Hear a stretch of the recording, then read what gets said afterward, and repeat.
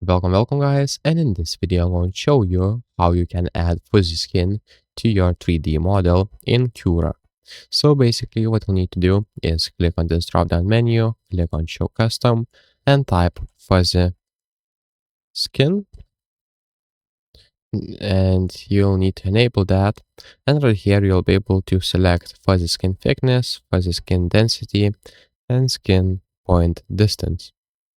And as you can see, if now we slice this 3D model, if we go to the preview, we will get this fuzzy skin, as you can see, like that. So the extruder will wobble a little bit and make this fuzzy.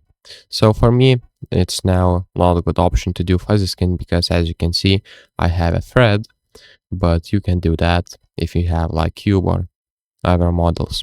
So that's pretty much it, guys. If this video was helpful, please make sure to subscribe to Guide to Everything, comment down below for the algorithm, and see you in the next one.